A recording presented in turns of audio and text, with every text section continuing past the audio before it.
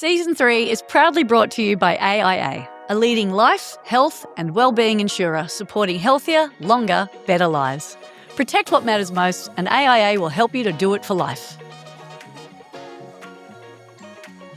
You're tuning into A Wake Up Call, which is your weekly dose of purpose packed with science-backed tools to beat burnout and boost happiness. Hosted by us, Tess Brower and 7-time world champion Layne Beachley. We're the founders of Awake Academy.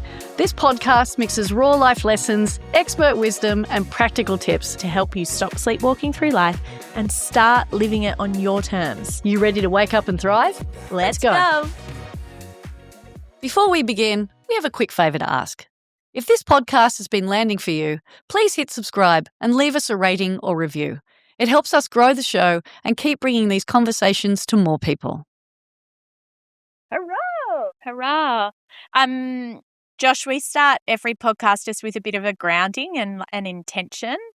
My absolute love and intention today is you and I have spoken a few times, and I've got to really feel the man behind the mask in such a beautiful way. And without actually physically touching it? Yeah. And I can't wait for the day that I do get to give you a hug of just a meeting of the minds and souls. I actually did in the first call we had, prep call, I pulled the cards. Oh. Yeah. As in the tarot? Osho cards. Oh, yeah. Yeah. We did a whole reading and it was really, really special. So I just want the world to see that part of you because you really do have a beautiful soul. What's yours, LB? To slipstream that. That's so good. Josh, what's yours? It's always in these environments just to stay really open, even though like it can be this sort of situation where I'm the one getting interviewed, inverted commas, just to be curious and open and allow the Tao of things to unfold, the flow. Let it have its own way. Well, I can absolutely promise you that because the way we like to run things is I keep Layne a little bit blind because you are your best when you're off the cuff, not so prepped, but prepped. But one of the things I've got for you, LB, is an intro to Josh. Oh.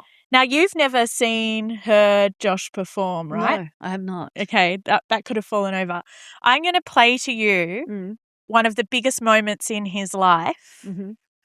Now, ready? Okay.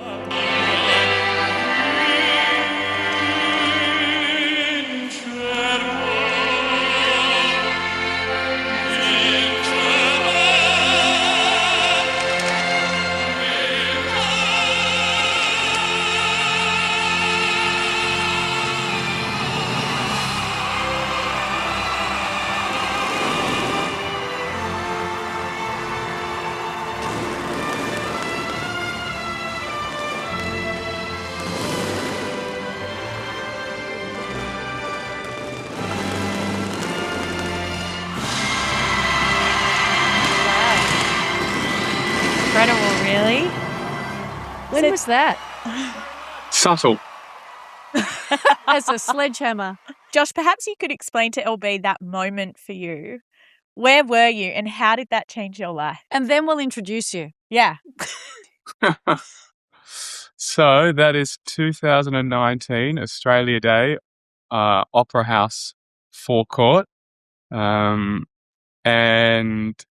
it's a concert that, for those who know John Foreman, who's a, very well acclaimed Australian composer, musical director, conductor, creative director, he puts the band together for that every year, and it's sort of really to recognise Australian artists, Australian music, because it's Australia Day. But every year they like to finish it with something that pays homage to the thing that we're all looking at, which is the Opera House. So they invited me to sing Nessun Dorma, and it was a really big turning point in my career for multiple reasons. One, because other than doing a national anthem at the State of Origin once, I'd never actually sung on live television. So to throw that out there, to do Nessun Dorma, which is not like you're not whipping out Bar Bar Black Sheep, are you? Like it's like really, like you're really doing it. And the whole lead up to it, I was, lots of times when I was really shitting myself about doing that and fears and self-limiting beliefs that came up. And I mean, there were times when I write about it in my book, that I was like absolutely like physically ill in anticipation for it, and had to go a lot inwards on it. But the footage, why it sort of changed my life, is the footage of that found its way very quickly through the wonders of social media to Andrew Lloyd Webber in London, who, you know, has written a million musicals, but namely things like Phantom of the Opera, and Cameron McIntosh, who is probably the most acclaimed a well-renowned producer of musical theatre in the world. And within 2 weeks, I was over auditioning for Phantom of the Opera, and by midway through that year, pretty much, I was playing the role of the Phantom on the West End. So it really is a defining moment that changed my life.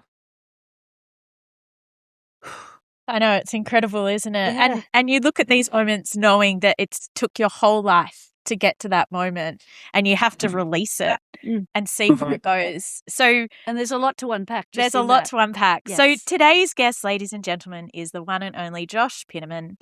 So there's a version of success that looks extraordinary from the outside: standing ovations, Australia Day performances, West End stages, and even having a marquee at London's West End, which I thought was pretty incredible. But then there's the truth of what actually costs: panic attacks in the winds, vocal injuries, a divorce in the middle of a career, and the slow, quiet realization that the mask you've been performing on and behind was starting to suffocate you, something you and I have resonated with so much. Mm-hmm.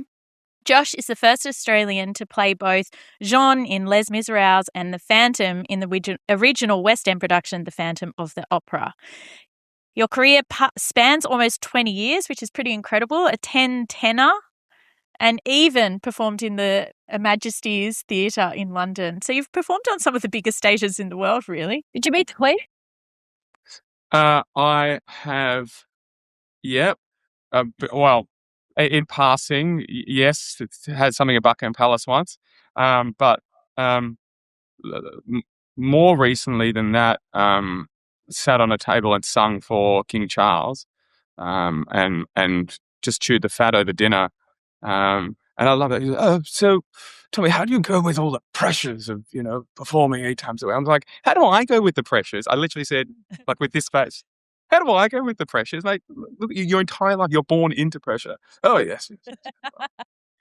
You can only control what you can control. Yeah, well, that's wise advice, because I think it's easier to be born into it, right, than it is to be projected or found yourself in it without the tools. And that is what I think is so extraordinary about your journey, Josh, is you have learnt so many tools along the way that have helped you write and publish your own book, Behind the Mask, which is a brilliant book. I loved it. You're a meditation teacher, you do your own coaching, and you also have a podcast, Behind the Mask. So now you work with the elite performers, which we love, executives on self-awareness, nervous system regulation, and what I think is the most compelling bit is that you have redesigned your life with these tools. And that is showing so much in how you present yourself every day. I'm sure it's more freeing for you, but the beauty of it is you get to help people who find themselves in the pressure pit. And that's what our listener is. They're in the pressure pit of life and not knowing where to go, not knowing how to perform. And this is a high performance series. So welcome to our podcast, Josh. Thank you so much, Tess and Layne. Thanks for having me. It's great to see your face here. So today we're talking about the gap between the version of ourselves that performs and the truth of actually what we're carrying. So, well, we're Layne Beachley, Tess Brower. We're Awake Academy. This is a wake-up call. It's a place where we share real conversations, lived experiences, and science-backed tools to help you be your best selves and live your best lives. So welcome back, Dream Team. We like to start every podcast interview with our guests by asking them the same question around a wake-up call, what it taught you or how it impacted you and what you've learned from it. So over to you, Josh. What's been your greatest wake-up call? Yeah, I mean, there's been many along the way. I talk about it in my book, and it's a universal idea and universal in the sense that the universe will hand you this. So let's go straight to spirit. Let's go straight to energy. And let's look at what the universe is throwing at you. And in high performance careers, burnout is, sometimes inevitable, But the universe is always having a chat with you about that. And it's whether or not the ears in your heart or your soul are open to hearing that. And it provides you three options, I say. Firstly, it'll give you a feather. It'll give you a little tickle, a brush across the face and say, oi, slow down. And generally, as a high performer, there's some part of your ego that thinks that you can not listen to the power of something infinitely greater than you, and you push through that and you get a brick. Sometimes you stop at the brick. I didn't stop at the brick. And I got the third lesson, which is the train, right? And this is basically the thing that floors you. And Tess alluded to it earlier with vocal injury. So I was playing the Phantom, as I'd said, 2019 into 2020. We all know what happened in March of 2020. COVID hit. And it took a few months to realize I was probably out of a job. Then contracts were severed. I was still in London. Decided to come back to Australia after not working for about 9 months. There was a couple of little gigs, and the producers reached out and said, hey, we're not going to offer you the role when it reopens on the West End, but what we'd like you to do is play the role in Australia in a production that opens at the Sydney Opera House mid-July. So you're not going to get to finish off the West End dream, even though you've had 6 months playing the role there, but you do get to have an opera house dream. And I thought, oh, that's pretty wonderful. I'll do that. I'll stay around. And there was lots of financial sort of stuff that was going on there, and I'd used so much of my savings just to get by. Wasn't able to get, the Australian job keeper thing, and wasn't able to get the English one because I hadn't lived there long enough to be a tax resident. So I just said sort of yes to the gigs that were coming up for me, and it's good to stay in Australia. But if I did feel a lot of stress and pressure, and so moved up to Sydney from Melbourne, having just moved back to Melbourne from London. Everything, like moved the whole apartment back to Australia, and did the role. Was about to start rehearsals for the role at the Opera House, and then Sydney went into a lockdown and they cancelled the production. So that was really shit. Fast forward a year, the production happens, and I finally got to finish off this thing of playing the Phantom, and got to do 8 months, the Opera House, and then in Melbourne. But it felt like sort of 3 years of stuff, and at the end of it, I was pretty burnt out. But the producers had called in late November of 2022, so just before the production finished in Melbourne, and said, could you audition for Les Miserables?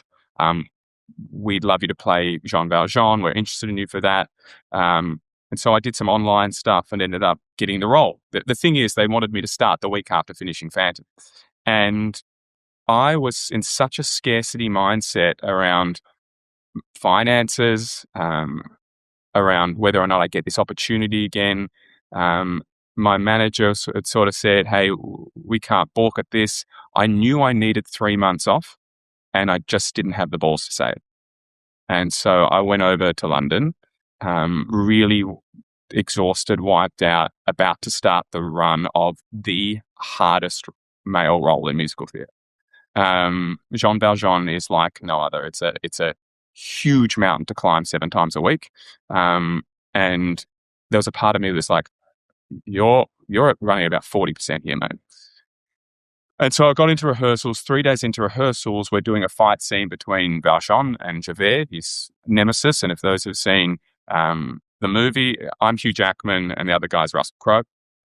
I go a little bit low. He goes a little bit high. Forearm smacks me in the throat. Larynx goes up and back and cracks my thyroid cartilage, so what protects your larynx. And at that point, I was like, great, I get a break. I really want to do a Vipassana. Here's 12 days I can't speak for. Let's meditate 3 times a day for 10 days and do the thing. But intuitively, what kept coming up for me was, you need to stop. You need to stop. So the feather was the feeling of burnout. The brick was the forearm to the throat. And once again, I didn't have the balls. What the caveat to it is that at the end of the production in A Phantom in Melbourne, Cameron McIntosh, who, as I mentioned, is sort of world-renowned producer, had finally, after 450 performances of Phantom, finally seen me do it. And I was a little nervous, but I did a solid show. He took me out for brunch a couple of days later. I thought we're going to chew the fat. He was going to celebrate my performance and can't wait for Jean Valjean, and here's all the things, tips and tricks to play it over the last, from people over the last 40 years. Instead, he told me how much he was looking forward to seeing me do the role, having seen all the rave reviews and heard wonderful stories, and how bitterly disappointed he was in my performance. And for me, it was like Daddy saying, you're not good enough. And so there was a part of my ego that was like, I'm going to get on that Les Miserables stage regardless of this injury. I'm going to come back and I'm going to prove to Daddy that I'm worthy, that I'm enough, that you value me, that you see me, that you respect me, that you love me, And so I did everything I could to get back, got back, and probably 2 months into it was like flying. I was like, I'm fucking nailing this. I like get him in. Like ego was just like, get him in to watch me. He needs to see me. He needs to recontract me. I need to prove my worth to Daddy. He comes in, he sees the show, races up to my dressing room, super complimentary. I put it on him on the spot. So am I going to stay along for longer? Oh yeah, stay another 6 months. And I'm like, oh, Daddy loves me, And they offered me a contract. And at that time, my father's heart started to play up back home. And I was like, this doesn't feel right. This doesn't feel right. Spoke to Dad about it. He had some tests. Everything seemed to be okay, but just something didn't feel right. But the money was exorbitant. Had that scarcity stuff around money, and said yes to the contract. Starting rehearsals with the new cast. We have little holiday periods that go on. I go on a trip to Portugal. I'm at the airport. Get a call from my sister. Have you spoken to Mum and Dad? I'm like, no, you should call them immediately. Call them, and they said, hey, we didn't want to tell you because I know you're going away to Portugal for a few days for some R&R, but Dad's got 18 lesions in his brain. He's got brain cancer. And I just, it just floored me. It just floored me. I went away and couldn't stop thinking about it, told the production company, and we started putting things in place to sever my renewal contract. I got back from Portugal, could barely do the show. The show is so much about the father in your life and becoming the father and singing songs like Bring Him Home. I just wanted to get home. I was literally breaking down on stage, like mid-song, just crying. And the cast really didn't know what was going on. They just, and when he dies at the end of the show, turns around upstage and the whole cast is there, I'd just be bawling like it was just like, I get tears thinking about it now. It was just too heavy to deal with. So I could barely go on stage. I said, can I just have a weekend off? They gave me a weekend off. I went out surfing. I went to like an urban surf. Wiped out. I'm not very good, Layne. Wiped out. Board comes back, hits me in the same spot in the throat. Oh no. Immediate nerve damage. Got back through copious amounts of cortisone to do one last show, and then couldn't sing for a year. Had multiple procedures, and this was the biggest wake-up call. Firstly, around scarcity. Secondly, around placing all of my self-worth and value and enoughness in another human being, giving them the agency, the power. And it taught me so much. Thankfully, it's sort of like guided me onto my second mountain of life around writing and podcasting and now coaching. I wouldn't have probably done that. It's probably still in the West End, in an ego trip. But it was it's a long story, but I thought it was worth telling because it was the biggest wake-up call of my life. And I think those high performers who put so much value in what they do and not who they are and find their self-worth in achievement and validation and outcome, it only ever leads to suffering. And there's a beautiful quote in the Bhagavad Gita, which is a seminal Hindi text, 5,000 years old, which says, do not be identified as the actor, nor by the fruits of your actions. It only leads to suffering. So don't be identified by the role you're playing, the human doing or the persona, or by the fruits of the actions, whether they're good or bad. That's where suffering exists. And certainly there's a lot of suffering for me in it, but it taught me massive things. So that's my wake-up call story. Right. And that's today's show. Josh, thank you for sharing that part of your story.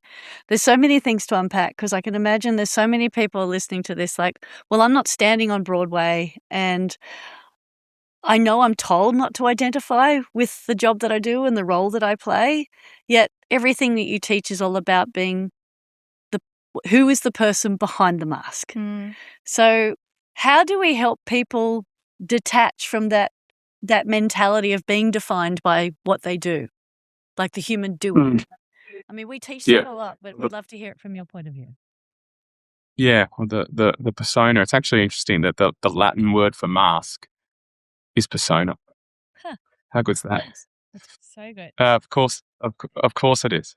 So the way I have learnt it over years is that our most authentic self is the deepest layer of self before we move into the layer of soul, of complete oneness, where, you know, I'm you, Layne, and you're me, and Tess, you're one, and we're all one. And in yogic philosophy, that layer is, they talk about the sheaths of the self. They call it the koshas, Koshas, not something that me and my Jewish counterparts do in order to make sure we eat correctly. It's the 5 sheaths of the self. So they talk about the sheath of the physical body, the mental body, the energetic body, which a lot of people would know as like prana. Chinese medicine would refer to it as qi. Breath is a big part of that. And we might go into that a bit later. And then the wisdom body, like our intuitive body. And then this body that exists beneath all of that, which is called Ananda Maya, which is our bliss body. And they believe there is an ocean of infinite joy that resides inside of everyone. So we look at bliss, where bliss is within you. And there's a beautiful Joseph Campbell quote that if you follow your bliss, it leads you down a path that's been there waiting for you all along. So you've got to follow that thing. But what is that bliss body, that deep layer of ourselves? Well, that's what we call our authentic self. But I also feel that we find it in life in moments of play. So that bliss, authenticity, and play are intersecting and intertwining like DNA. But when did we play? And when was play just an expression, a free expression of who we were, without conditioning, without being told we need to be a certain way, without the system altering us or boxing us, pigeonholing us? It was when we were 2, 3, 4, 5, 6, 7. So it's pre-conditioning.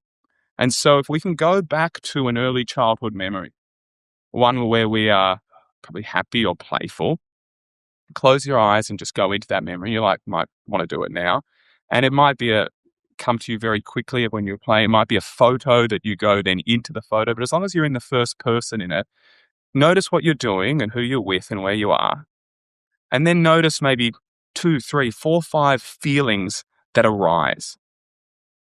Yeah. And for me, the feelings were, I remember I'm with my best friend, my oldest friend, Jonathan Steeble. We're playing in the garden and I am curious and I am adventurous and I am affectionate and I am loving and I am cheeky, so cheeky. And I know that when I move through the world in those ways, curiosity, cheeky, adventurous, affectionate, loving, that I'm expressing my bliss, I'm expressing my authenticity, I'm far more playful. And therefore I'm far more free. And so performing with that authenticity, bliss and playful energy is just an expression of all of that. But whether or not I do a good job, bad job, whether you like it or hate it, whether the reviews are good or the producer says I suck, it doesn't define my worth or my authenticity. And I'd love to know if you did that exercise just quickly then. I saw you guys closing your eyes. What may have came up for you, but it's a really simple exercise to find your authenticity and your bliss. I was hanging upside down on monkey bars.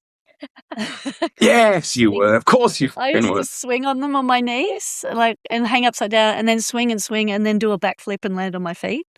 And so I was adventurous. I was brave. I was fearless.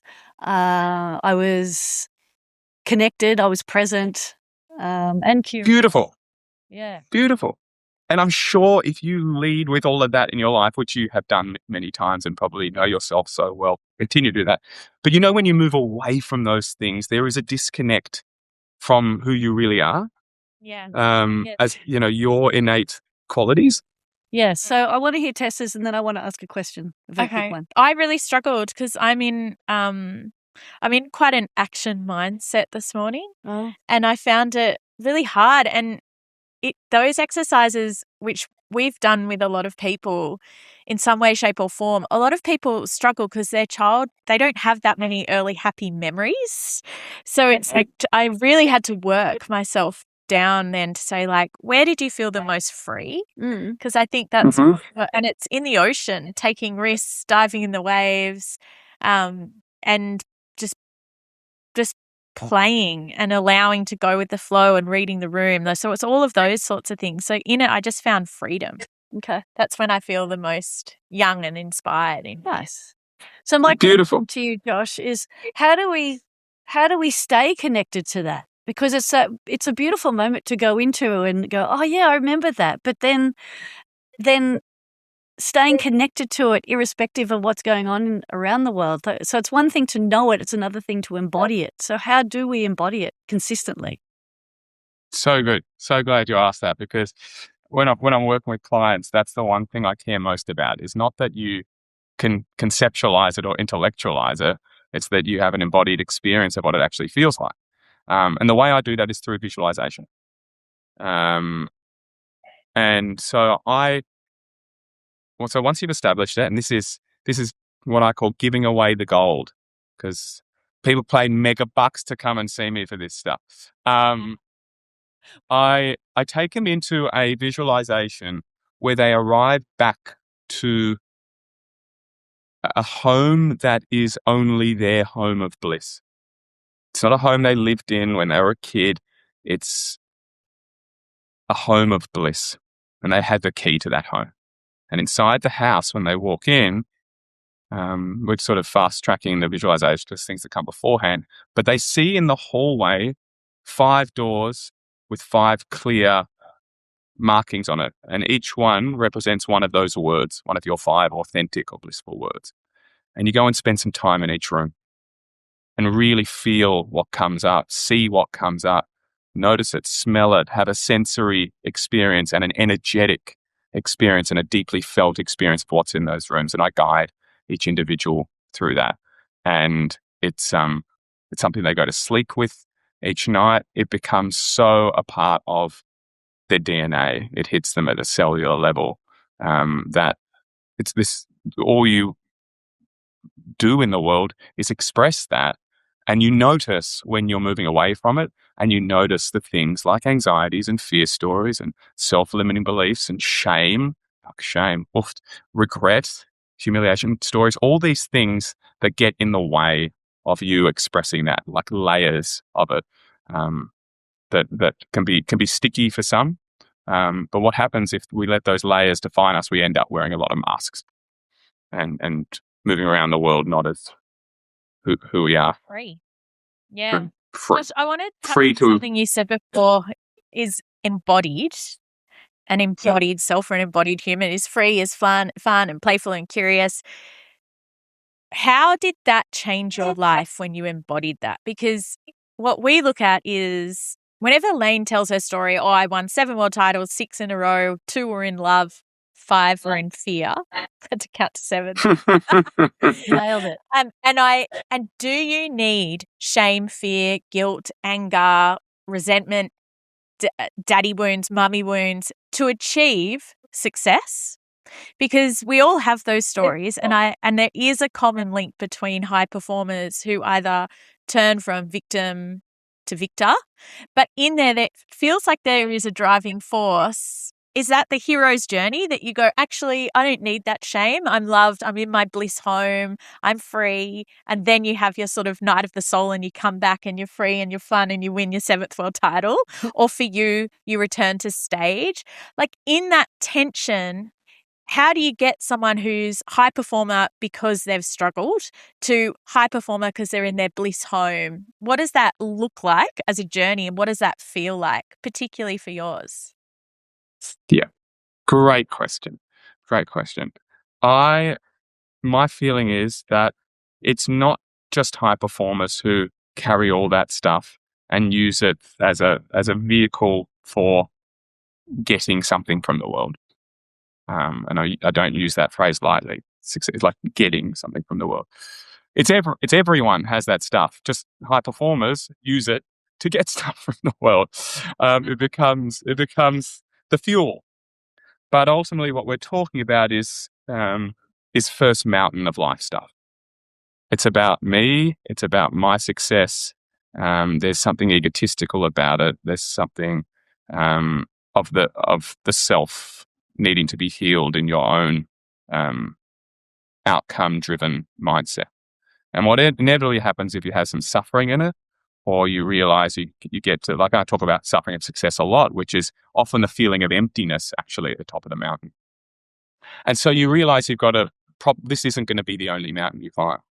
And so like the hero's journey that has, the death of things that happen probably in the middle of your journey, you need to go into the valley of your shit, the other side of the mountain.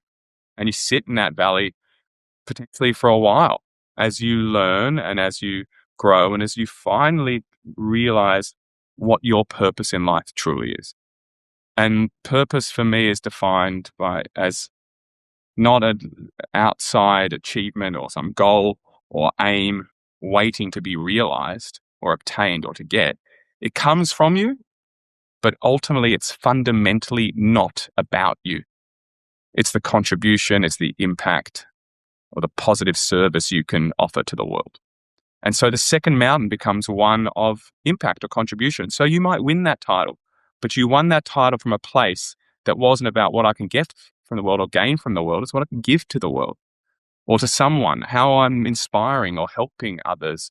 So the focus isn't about me. The focus is so much broader. And that for me is where a rich and fulfilling life comes from. It cannot come from an obsession with the self. It has to be so much bigger. 100%. Yeah, I was just thinking when he's talking about the valley of shit, it's really fucking uncomfortable to sit in the valley. Oh, it's fucking awful. It's awful. But that's where the obsession with me starts to take hold. And it's the realization that it's not all about me that helps me climb out of the valley. But for the people that are stuck in the valley of shit, how do we get them to detach from the me and embrace the we? Like, how do we get them to... There's our title. Well, me, if it's... me, we. Yeah. You mentioned the hero's journey, and we mentioned Joseph Campbell earlier. It's a beautiful arc, and I feel like we're all going through a hero's journey. We're going through multiple. There's the giant one. Every breath is a hero's journey in that it goes on an adventure. It has some sort of death or whatever, and then there's the return. Like that's, we can put a hero's journey into a single moment, but nothing can be forced in there. What we know about a hero's journey is you need a Dumbledore, or you need an Obi-Wan Kenobi, or a Yoda, or some sort of guide, mentor, coach, therapist, guru, soul to help you along the way. It's not a journey you can go alone. And we need some wax on, wax off. Whatever it is, you won't do it alone.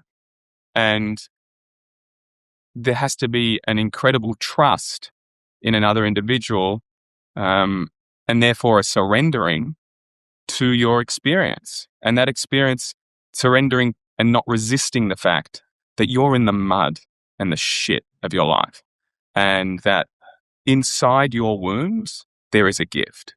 The wound is the place where the light enters, as Rumi said. And so you can't avoid the mud and the shit. You can't want to get out quicker. You've got to have a conscious descent into your own darkness. And that's a part of it. But it's only in those dark, dark moments where, the light shines brightest. And in fact, you can't see the light without the dark. We need these polarities. So you've got to go into the darkness of your stuff, and you need help with that. And in that, in time, you will find the shifts and the changes, and they won't be a drop, have a pill and have a Panadol and you get rid of the headache and, it's all done, it's over. It will take time, and you will go back down to the mud at times, and you'll come back out and you go, oh, fuck, how am I back down in the mud? In fact, sometimes you get so used to being in the mud and quite liking what you find in there that you have a resistance to the return and to shifting from, all about me to we. Not because you don't want to help, but you go, oh, what else can I find down here? This is quite interesting. I can't fucking breathe, but there's some gems down here. So know that is a process that you won't do alone, but at some point in that process, you will shift from outcome, whether it's the outcome of getting more stuff down there, to impact. And your life will really become one of contribution. Even if it still involves the same career path, you'll shift your mindset from it. And could be as simple as, for me, oh my God, they're not watching me. It's not about them watching me. It's not about them judging me or observing me or having a subjective opinion from adoration to despising me. It's about what I can give them. And I know exactly what I want to give them. I want to give them a non-ordinary experience, a deeply felt experience, so that they know what it's like to feel the depths of the human experience. That's what I'm here for. That's my soul's purpose. Oh my God, I don't have to just do that in a fucking musical, do I? I could do that on a podcast. I could do that writing a book. I could do that coaching. I could do that in this conversation. I could do that, in conversations with my family and friends. Even if they say, Josh, don't fucking coach me. I just want to have a conversation. Like it's suddenly your purpose becomes so much more expansive than the limited confines in which you were existing only moments earlier. Mm. It's so beautiful because I feel like when you're in the mud, all you see is mud, and you start getting special attention, people looking after you, you start to get a love that perhaps you didn't have before. And this was something that was really strong in my story. I was like, people, like, I had to allow myself to be cared for, and I had always been the carer. Like, so it was a process. It wasn't just being in the mud. It was allowing people to hold my hand, to like turn on my phone, like on the simplest, like I couldn't go to the toilet by myself for a long time. It was like a total surrender of like, okay, so that's what you want, universe? You want me to learn how to be loved? And depend on others. Like, and that is okay. But then you're right. There's a point where you just call bullshit on yourself and you just say, I don't want this anymore. I don't need this anymore. Who do I want to be? And how do I want to serve? And that was the big wake up call that I had, was like, you don't get afforded this pain to not do anything with it. Because like we like to say, Josh, we're all humans walking ourselves back home and bringing. Bit of Ramdas there. Yeah, a bit of Ramdas. So Josh, we really want to And can I just say that I've had many mentors, and I thank Jake, who was huge for me when I was in London. Asher Packman has been huge for me. Ben Crow's been huge for me. Others have been huge for me. But, if I say, who's your guru? And we say guru is, guru means darkness remover. Guru dark, guru remover. Who's shown you the light? It's Ramdas. Yeah. I've basically, spent 8 years with the man, 7-8 years with him. And for 95% of them, he's not been alive in this body. And yet his impact on me was profound. I talk about the Vipassana I did in my apartment. Like, it was 24/7 Ramdas. Old transcripts, looking back over all sorts of things. I've spent so much time with this man, this spirit, the soul guiding me. There's no one who's been bigger in my life from a spiritual and hero's journey perspective. What's the one thing that you take from Ram Dass that you could share with those listening who don't know him or who are now really interested and probably Googling him? What is his truth that you and I both love? Okay. And this is something that was given to him by his guru, Nimkarali Baba, who he affectionately referred to as Maharaji. And it's the hardest curriculum I think anyone could possibly undertake. To love everyone means I've got to love Trump. Love everyone and tell the truth. So how many times are you loving in a way that goes, I'm not going to be honest there because I don't want to upset or hurt or play with a fire there, or, whatever. And how many times are you truthful and you go, I've let kindness, compassion, understanding, forgiveness, acceptance fall away or fall to the wayside so I can just be truthful. How in every moment can you sustain both love and truth for everybody? There's no harder curriculum. I'm still working on it, and I screw it up every day. We're all humans, hey? Yeah, that's My one, and I use this a lot, and I've talked to Layne about it. He uses this metaphor of a tree. It's like when you observe a tree or trees, you can see them when they're like they haven't had enough shade, so they're growing in certain ways, or they've had sunlight only comes in one spectrum of it, so the tree sort of grows straight to the sunlight. So you're looking at trees not as judgment but as observation. And that is how we should look at humans, is in observation awareness as opposed to judgment. Because you don't look at a tree and go, oh, you stupid tree, you didn't get enough sunlight to that branch. You're fat and you're cranky and you're dry. And... Yeah, look at you all shriveled over there. And so now whenever Layne or I get into judgment, because we do, we're like, tree, tree, tree, tree, tree. I love that. It's one of my favorites. I use it with clients every time they do the program with me. And the biggest one in that judgment is, how are you treating yourself like a tree? How are you judging yourself? Because our judgments of ourselves and around our own insecurities end up being projected to those around us so much. So that we've got to turn inwards with that open, accepting, curious lens before I think we turn outward with it. Beautiful. So, Josh, we need to take a break. And normally we do a bit of a breath break where we give everyone a second or a moment. Mm-hmm. It's brought to everyone by our Vitality partner, AIA Vitality, to just give us a moment. So we thought you could lead that for us today. Could you take us through a 30-second breath break? Absolutely. Grab this little 30-second little reset. It is so easy, but it is proven to be the most scientific way to change your physiological state. Bam, like a click of the finger. So take a big breath in through your nose, filling up your belly and your ribs, but not all the way. Then take another sniff in so you get a full 100% inhale. Pause for a moment, open your mouth, audibly sigh out, releasing every bit of air.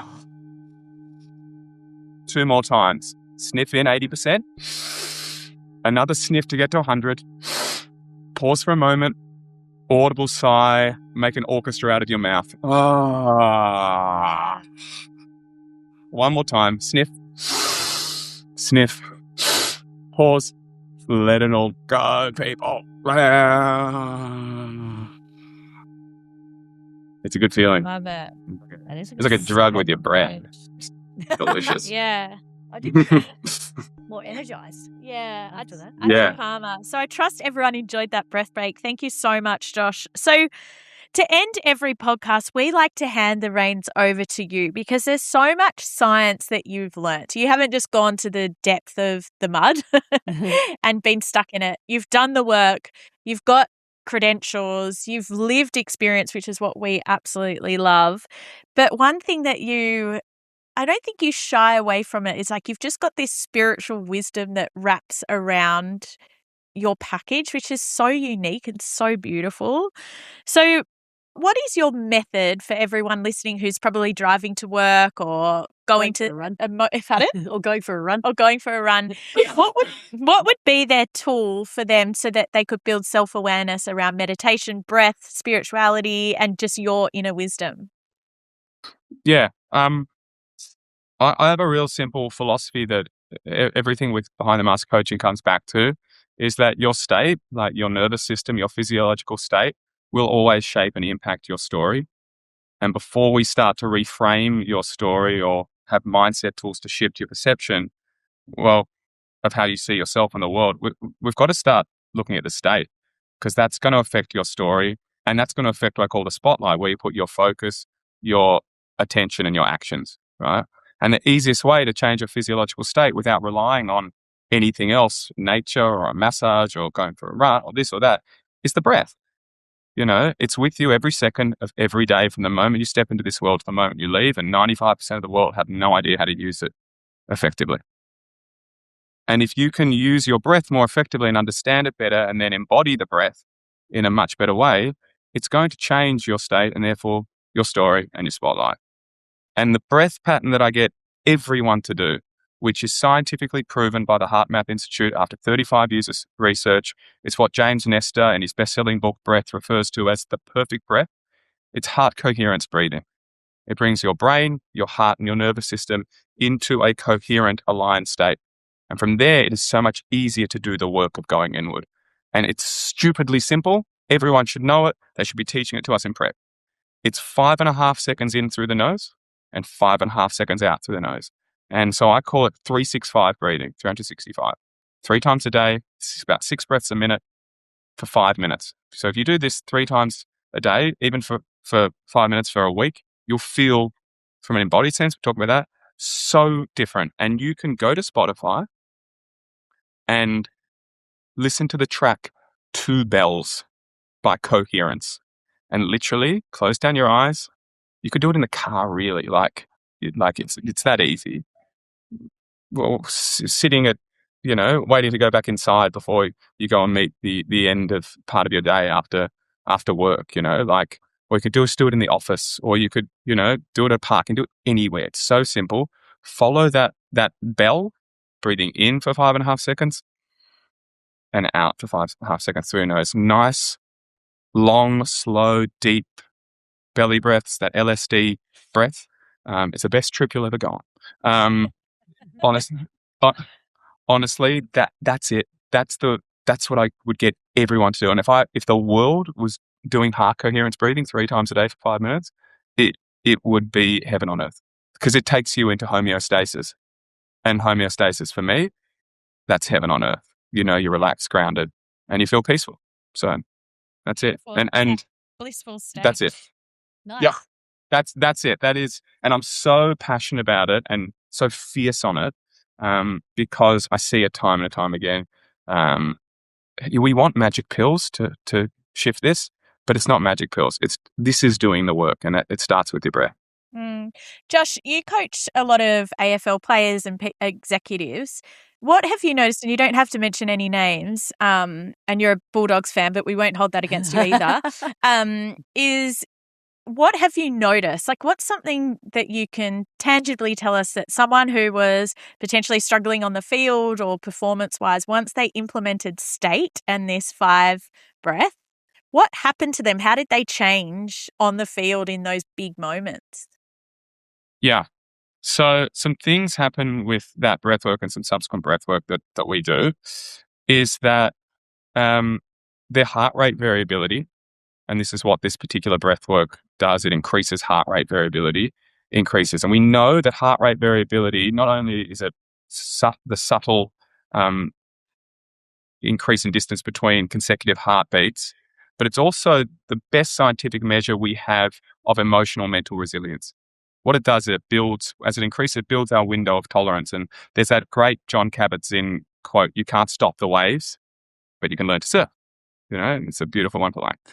And so what it does, increases your window of tolerance for what life throws at you. So as the pressure cooker of the game, which is always going to throw stuff at you, comes and goes, your ability to stay grounded, to stay clear, to stay present, focused, and make great decisions has expanded. So the game's doing its thing all the time. It hasn't changed. Your relationship to self and your own physiology has changed. Yeah. So that's what I noticed big time with it. And so these guys make better decisions. Better decisions lead to better moments. Better moments lead to a shift in story, a shift in your spotlight. So once again, it all starts with the state, and I see it time and time and time again. And the other thing is that they love it. Athletes like Layne, you're probably like this. It's like, oh my God, I got 1% better this week. I'm like, I love 1% better. And it's the same for corporates, Yeah. This growth mindset is in them. So if 0.1%, fucking fantastic. Anything that gives you that little bit of an edge is amazing. Yeah, and I what we're love all- that. And I'd like to reflect, particularly to everyone listening, like where can you improve your state? Like where can you calm your nervous system and implement this breath break, which we will link in the show notes as well, so that you can show up and catch the wave when it comes to you. Yes. LB, what do you hear in Josh's story that you hear in yourself or see in yourself? Oh, just all of it. The scarcity mentality, the shit valley, the realization that you're not doing this alone, that you do have a support crew around you, but being willing to lean in and do the work. I'd say when you were talking about guru, Josh, I feel like the greatest guru in my life has actually been my mirror and having the courage to look in it. Because I am at the center of all my own suffering, but I'm also at the center of my joy. And I have to allow myself to be in both of those states at the same time and recognize that I have the capacity to endure this. And I also have the network to help me out of this. But I'm the author, I'm the architect of that. The ability to switch from being outcome driven to process driven, the connection with breath. I mean, all of these tools have helped me perform at the top of my game and be a sustained achiever. And they're really powerful tools. So Josh, I just want to say thank you so much for not only sharing the man behind the mask, but for being the man behind the mask, because it's your authenticity, it's your vulnerability, it's your truth that helps give us the courage to lean into our own as well and realize that while it might be scary, I love the fact that kindness and love and truth can coexist. And for some reason, we put truth and love at opposite sides of a spectrum, and that's where pain and suffering actually is prolonged. So it's been a really insightful and powerful reflection of things that I know that perhaps I've just forgotten. Yeah. And just reassuring that if you're willing and able to sit in the discomfort, to lean in and do the work, and to have the courage to reach out and ask for help, that you can shine a light, you can be of great service, you can live a purposeful life, and you can be a most awesome human being like Josh Piterman. Yeah, he sure is. Did he exceed your expectations? Oh, always. Josh, it's interesting. I had this moment in real life yesterday. Layne is in the Archibald this year, everyone. So this episode will be airing post Archibald. We'll find out whether you win or not. I doubt I will. I trust that she will win because she's been doing her breath work. And I really want to go to that moment because it is such a big moment in life, Archibald. Like to be recognised, you've got to be at the top of your game. Well, you've got to be painted well by someone at the top of their game. You've got to allow yourself to be seen, right? Yes, yes. And it is so beautiful. But you have to be someone who's had impact in the world in some way, shape or form. Like reading the descriptions, I'm like, these people are incredible. And the artists are amazing. The artists, so it's like a combo of someone's life skills and life passion coming together. Mm-hmm. And the logistics for me to get there on Friday night are crazy. And I was in a really dark space about it. And I was kind of moaning to Chris about how hard it was. And I just went for a walk. I did my own version of a breath work. And I just said, wake the fuck up, Tess. It is only hard because you are making it hard in your head. It is only hard because you've given yourself every reason why you can't and why the logistics don't work in your favor. I'm like, what can I choose to be easy right now? What can I see? And I just got the answer, put it into action. I'm making it happen. And I'm like, God, it's such like when you get that, when you look in the mirror as your own guru, the world really does unfold. You were hanging in the valley of shit for way too long. I was like, wake up. So to everyone, this has been your wake up call. Josh, we know a lot of people are going to want to work with you. So where can they find you? What can they do with you? Easiest place to find me, I think, is on Instagram, actually, at Behind the Mask Coaching. Or honestly, just send me an email, joshpiterman@gmail.com. Yeah, I'm gonna flood. It's gonna flood through. Yeah, we know what we feel.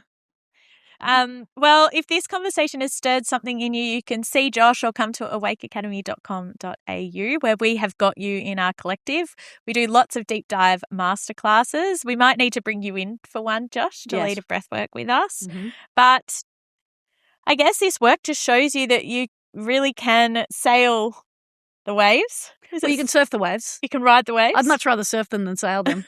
They make me seasick when I'm sailing them, so let's just surf them. Yeah. Thank you, Josh. From us to you, thank you for giving your wisdom and truth to the world. And to our listeners, hold on. Go on the journey and come through bigger, stronger, wiser, and in more bliss. We love you. Toodles. See you next week. Thanks, Josh. Thanks, Josh. Thanks, guys. Have you been listening to this episode and thought, mic drop, maybe I'm ready to get coached or have some therapy, but you don't want to go all the way down and get a therapist? Welcome to the Awake Collective, where we do monthly coaching to help people feel accountable, supported, and they keep on doing the work that you hear in this podcast. It is life transformative, right, LB? It's a community of support and like-minded people who are willing to keep investing in themselves, because what we do is we help people help themselves. If you've enjoyed what you've heard today, then the Awake Collective is for you. So come and join us at awakeacademy.com.au and join us for monthly coaching, a community that supports you, and tools that you can use in your life to thrive. Let's go. See you there. Before we close, we just want to gently remind you that Awake Academy is not a licensed mental health service, and this podcast is not a substitute for personalised mental health advice, assessment, diagnosis, or treatment. What we share here is general in nature and is designed to offer reflection, insight, and practical tools for everyday life. Therapy can be life-changing, and we deeply encourage you to speak to your GP about your mental health and wellbeing options.